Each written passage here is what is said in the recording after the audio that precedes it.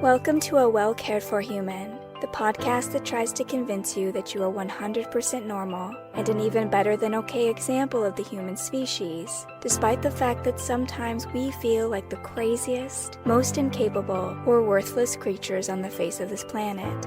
I'm Kory, an author, a creative, and the host of the show. Whatever you're bringing to the table today, I hope this episode proves to be a dose of inspiration for you on your quest to become a well-cared-for human. You can find the episode show notes, your free wellness blueprint, and more at awellcaredforhuman.com. And as always, thank you for listening. Hello, humans. It's your host, Kory, and today we're going to talk about how to support someone you love when they are going through something.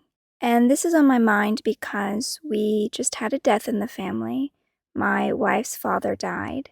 Kim's dad passed unexpectedly. He was a healthy guy, and then we got news that he wasn't feeling well, and pretty quickly he deteriorated, and then he was gone. And so it was unexpected, and I liked him very much. He was a nice guy, but obviously Kim was closer to him as it was her father.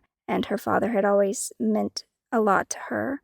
And so right now she, as I'm sure you understand, she's in the grief process. She's going through it. And that means that my role is to support her the best way that I can. And it's always difficult when someone we love is going through something and we can't fix it. We can't do anything to make their lives easier or better. We can only be present with them. This happens at many different times in our lives, and I was hoping that by making an episode on this topic, it's possible that I could share some ideas or tips for how you can be there for someone in your life if they're going through something and there's nothing really you can do about it except to be there for them. And what might that look like? And again, obviously this is going to be different for every person and every situation, but hopefully maybe you'll come away from this episode with some ideas about how you can be there for your person.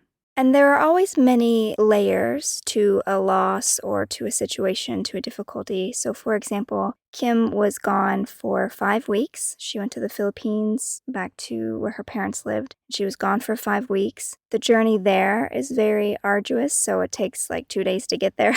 I think her first trip from Michigan to the Philippines was like 40 hours, all said and done. And then the same way coming home, it was like another 2 days, another 36 hours or something like that. So there's the level of her physical exhaustion with the travel. There's the exhaustion of having her life interrupted, obviously. She was not planning to leave the country or be gone for 5 weeks. So, our lives were disrupted in that way. And then there's also the emotional and mental levels, right? Because she had to watch her father deteriorate. She had to watch him go through the illness, sit with him, be with him even through all of the surgeries and the attempts to save his life. And then eventually when he died, she was there as well. And so whatever your person is dealing with, whether it's an emotional loss, a mental loss, or there's some physical difficulty, showing that you care and being there for them can make a significant difference in their sense of well-being. And so here are some of my suggestions for things that you can start thinking about for how you might offer that support. And of course, again, it's going to depend on what their situation is and what level of care they need. But one of the most important things that you can do is offer empathy and validation. Now, empathy is not the same as sympathy. Saying things like, oh, I'm so sorry for your loss, or I'm so sorry for you, or I feel so bad for you. That's not necessarily the same as truly acknowledging how they feel, listening to what they're saying, trying to validate their feelings, trying to understand what they're going through. This is done by putting yourself in their shoes, acknowledging any emotions that they're sharing with you, and doing our best not to dismiss or downplay their struggles. So for example, if someone has died, it's not always helpful to be like, oh, it's part of a plan, or now they're in a better place. You don't necessarily want to hear that when someone you loved has died unexpectedly. And so be really careful about offering some of these empty, shallow platitudes that we we say in difficult situations, like if you have a friend that gets divorced or someone gets broken up with and you're like, oh, it's fine, there's many fish in the sea. That kind of invalidates how they're feeling because it doesn't really matter at that moment that there are fish in the sea or how many fish there are or what kind of fish there are. The person doesn't care. They're in a lot of pain.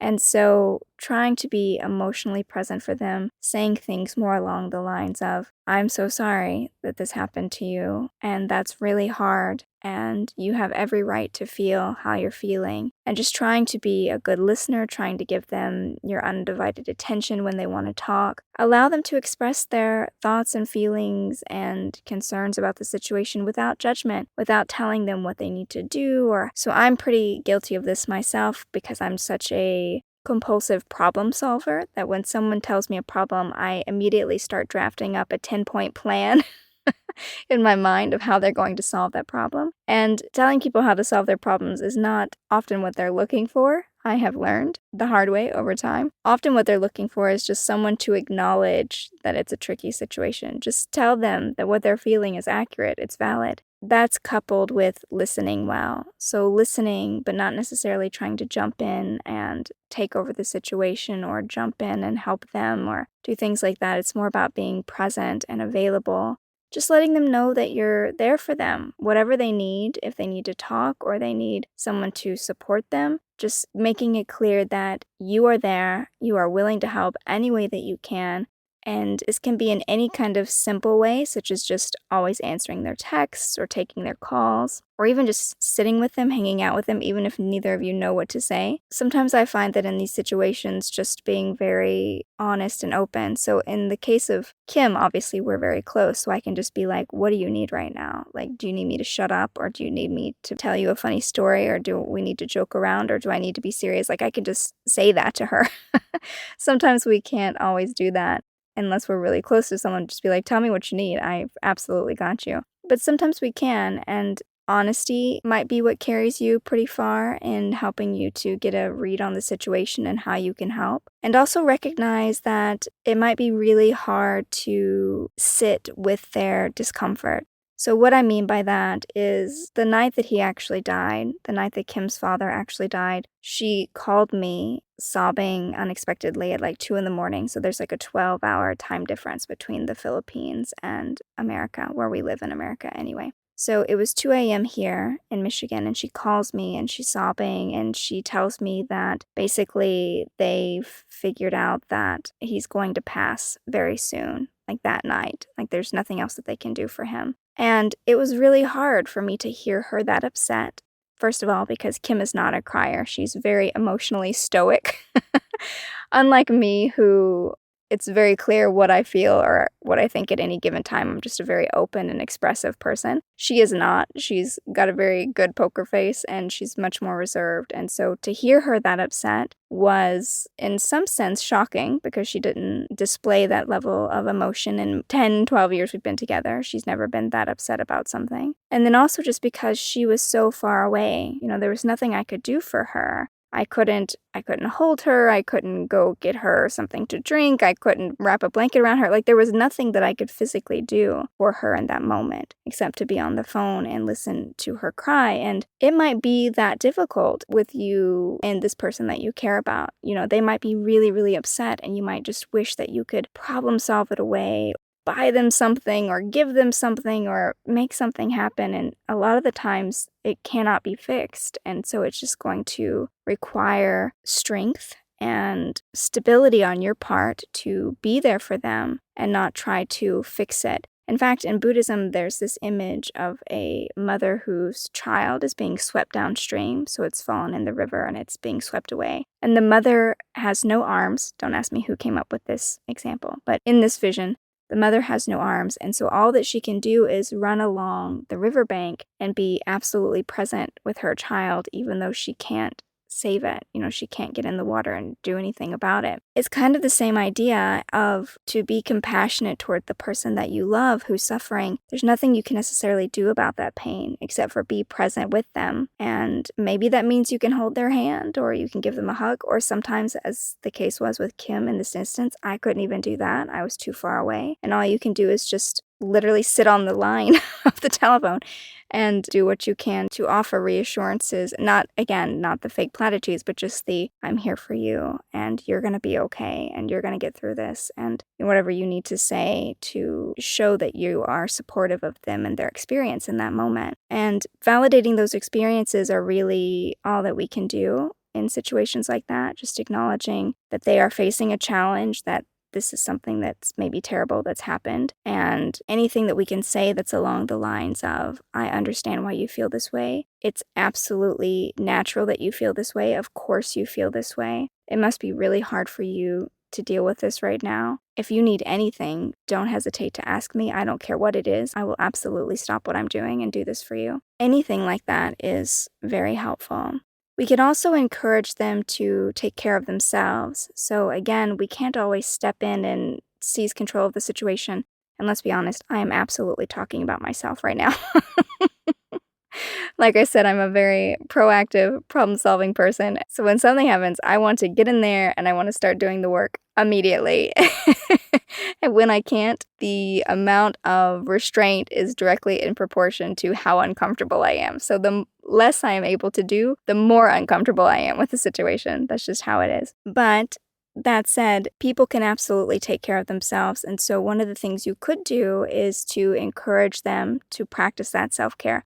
Remind them. Sometimes they just need to be reminded. Like Kim right now, she doesn't have the full functioning capacity of her mind, thoughts, and emotions because it's in the grief process. Reminding them to relax, reminding them to do things that they enjoy, reminding them to exercise or to go be in nature, remind them to do the things that they need to do to take care of themselves, and encouraging that and being like, I am so happy that you did X, Y, and Z. I'm so glad you came on this walk with me today. I am so glad that you took time out to do this for yourself today. Whatever it is, just be very encouraging and supportive of them taking care of themselves.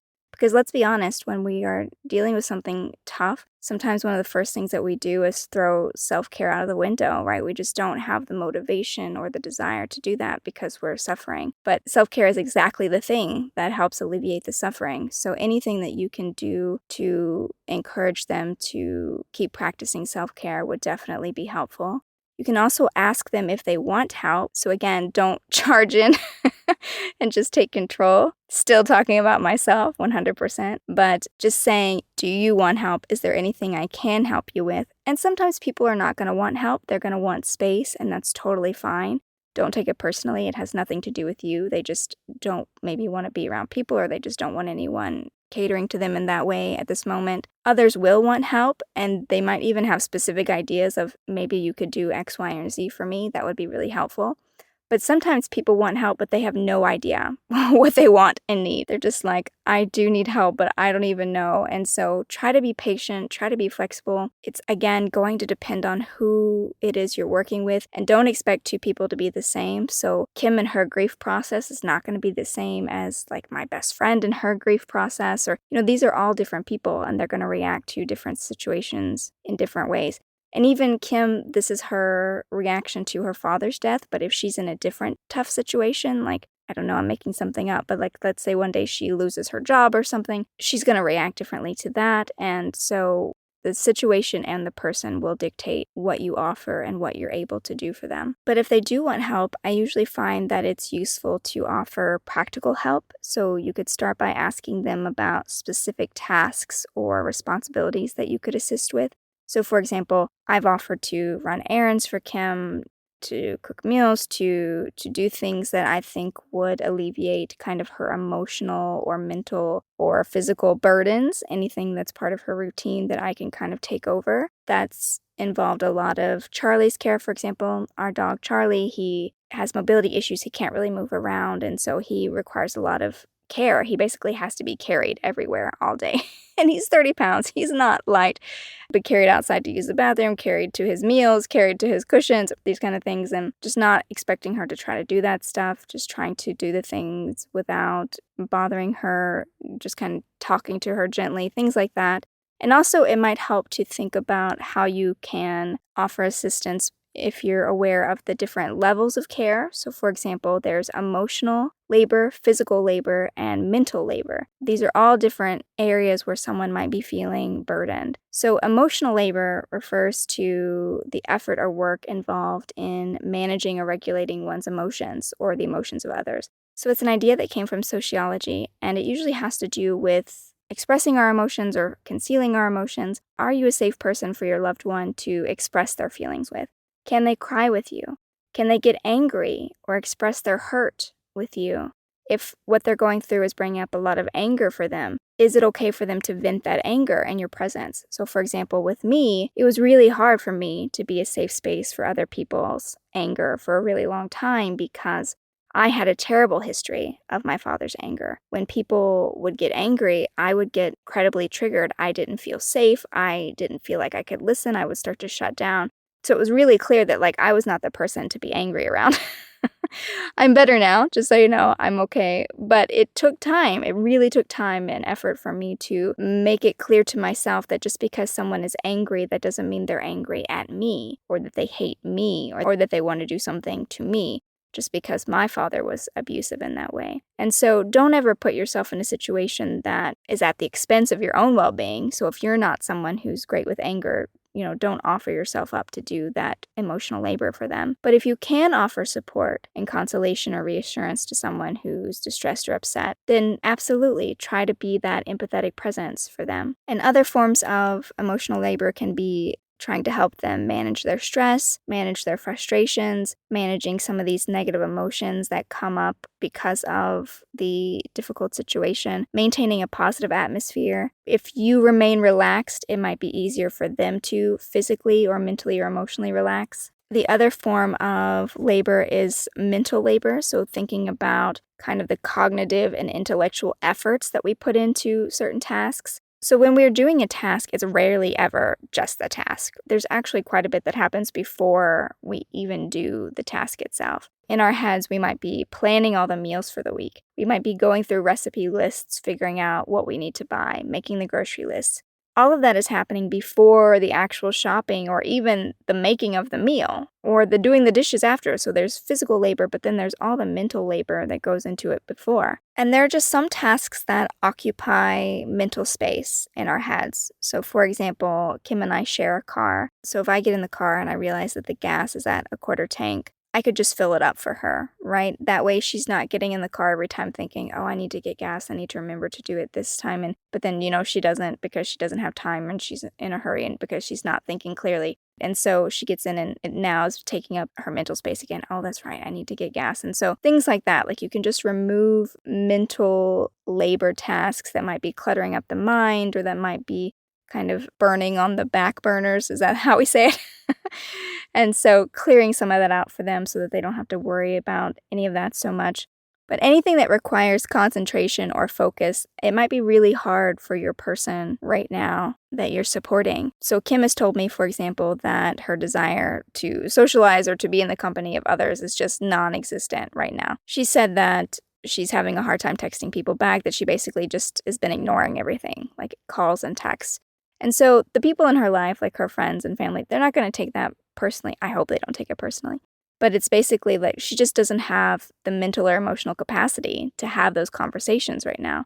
She doesn't want to hear one more person tell her, I'm so sorry for your loss. Your person, if they're dealing with something, if they're going through something, they might just not have the emotional capacity to have certain conversations or to show up for people in certain ways. They might just need rest. They might just need deep rest in these situations, and you can help create that space for them so that they can rest. And that's done with a very light touch, a very loving touch, assuming as much labor, burden, work that you can for them so that they can relax more and not worry about so many things. But again, not doing any of that at the expense of yourself, right? Don't put yourself in a tough position just to help them out. But if you can do it, if you've got extra capacity, so I work for myself, right? I have a very flexible schedule.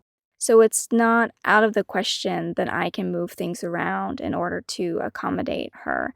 And I know that she isn't going to be like this forever, right? So of course I can make short-term adjustments for her to try to make things easier for now. And I'm also trying to just not take anything personally because Kim is not feeling like herself, right? Her mood can be all over the place. She might be more impatient than usual. In general, I would describe her as a pretty steadfast person emotionally. She does not experience the emotional volatility that I do unless she is hangry. Okay, let's be clear about that though. If she is hungry, she absolutely breathes fire and becomes a dragon. But if I feed her something or give her a snack, she returns to her original benevolent form. With the exception of Hanger, she's a pretty emotionally steadfast person. She doesn't change her mind as quickly or get over things as quickly or hung up on things as quickly as I do. I'm very flexible in that sense. But when someone is going through something, that changes, right? Their fuse might be shorter. They might not have a lot of patience. They might not be able to filter kind of how they're feeling. They might get upset about something and you're like, oh my gosh, I have no idea why that was even a trigger. And I'm not saying you need to tolerate abuse from anybody, not to that extreme, but if you find yourself thinking like, oh my God, are they mad at me? Like, what did I even do? The answer is probably not. They're probably not mad at you. They're probably mad at the world because this terrible thing has happened and they don't have the answers that they want. And it's upsetting, it's disappointing, it's heartbreaking. And they're dealing with it and they're trying to get through the other side. And so don't take things personally. They're just not at their best. They're trying. And if you do feel like it's getting out of hand, like maybe, I don't know, they're taking it out on you somehow. Fortunately, Kim is not doing this to me about her dad's death. Maybe it's a different situation where this person is taking it out on you, either their anger or they're directing their grief at you somehow. You can always set a boundary. You can be like, I care about you, I love you, and I want to help you, but you are not allowed to do this to me, or I won't tolerate you saying these things to me. I mean, you can always be firm, even if the person is grieving or going through something. And again, keeping it simple, just something like, I know that you're having a hard time right now, but don't say X, Y, or Z to me, or don't do X, Y, or Z because it hurts me or it bothers me. I'm just trying to help you, and if you don't want me to help you, that's fine. I can give you space, but don't do X, Y, and Z. Just be direct. I find that that's usually the most helpful. And also, I would just advise you to let go of all expectations. So as in the case with grief, everyone processes it differently. Whatever you think you know about a particular trauma, you don't. And I try to remind myself of that constantly when I'm writing episodes for this show. I try to be very mindful that I'm only sharing my experience. I can only offer what I find helpful. Everyone is going to have their own unique experiences. So be careful when you're dispensing advice to other people or you're sharing your own stories with other people. It's great to let people know that they're not alone, but saying things like, oh yeah, I totally understand. It's just like when I insert trauma here. That could really backfire because they may feel like you're making the situation about yourself or that you're trying to kind of commandeer or brush over or invalidate their experience and make it be like totally normal and it's fine and it doesn't matter because this happens to everyone and they should just get over it. But everybody's different. So it took me a year to get over my mother's death. Coming up on the 1-year anniversary of her death, I was still feeling pretty raw about it. Like I was having a hard time in July of 2021, which was like a year later. But now, we're 3 years out and I don't feel the same way I feel about it. But that doesn't mean that Kim's going to be totally over her dad in a year or 3 years or a month. Don't put the expectations on someone to grieve in a certain way or to deal with a breakup. So for example, if you got a divorce or you had a breakup and you were over it in 2 years, but the person that you're trying to help out now, it's 5 years later and they're still hung up. Or the contrary to that being that 6 weeks later they were totally over it and you were like, no way, you must still be repressing. We just don't know. We just have to give people the space to process things however they want to process them and then hold space for that. So doing your best not to dictate what should or shouldn't be happening.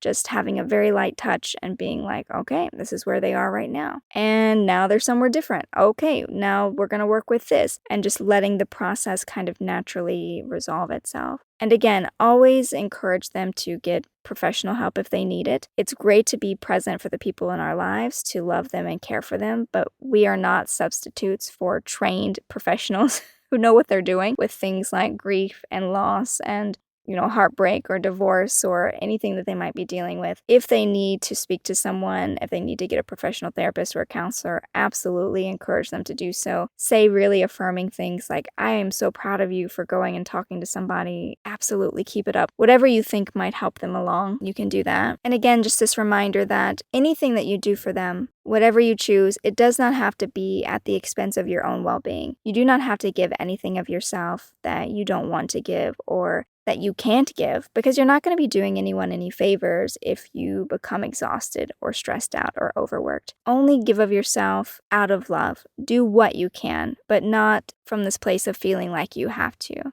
Doing things for people because you feel like you have to do them, that is obligation. That's a sense of obligation in it. That's a totally different problem, which we could probably have a whole episode about. But you don't need to be obligated to someone that you're trying to take care of. I mean, okay, I guess maybe there's kids. Kids didn't ask to be born, so maybe you have obligations to your kids. But even then, like, how useful are you to your kids if you haven't been fed and you can't get any sleep and you can't take care of yourself? So I would still encourage you to try to take care of yourself first above other people, and then give what you want to give because you can. And lastly, there's always Tonglen, and I feel like I say it in every episode, but yes, meditation helps for both of you, for both you, yourself, and also for the person that you're trying to be helpful for. For you, so that you can process these heavy feelings and experiences of being a helper, which can be taxing. And also for them by sending out that loving, compassionate energy into the universe. So you might be thinking, does it really help sending out this loving, compassionate energy? And to that I say, well, it certainly doesn't hurt, does it? To send out good thoughts, positive vibes, love, whatever you want to call it, depending on your worldview. And if you don't know what I mean by Tonglen, please go back and listen to that episode on meditation that I posted early in this show. Or you can also Google Pema Chodron, Tonglen, Tonglen, and you'll see what I'm talking about. There's a video to it. Actually, I can just link the video in the show notes of this episode, and you can watch that on YouTube as well. But all in all, just do what you can from a loving place and don't wear yourself out doing it. And that's all for today, dear human. As always, I hope you found this episode useful. And if you would like to write into the show and ask my thoughts on something that you're dealing with, I would love to hear from you, or through any of my social media, or through my email at Kory@koryamstrum.com. And otherwise, I will be back next week with another episode of A Well-Cared-For Human. And until then, please take good care of you. This episode of A Well-Cared-For Human was written and produced by me, Kory Marie. The music was by Late Night Feeler and Esther Abrami. If you like what I'm doing here, please consider visiting my Patreon. For as little as $1 a month, you get early ad-free access to the episodes, as well as a monthly patrons-only Q&A, bonus videos, and more. Not to mention that your Patreon support lets me know that you find value in the show and want it to continue. You can find me on Patreon by visiting www.patreon.com/Kory Marie. If you can't support the show financially, that is okay. You can still subscribe to the show, leave a review of the show, and recommend the show to your friends, not just the neurotic ones. All of this helps so much. And as always, thank you for listening.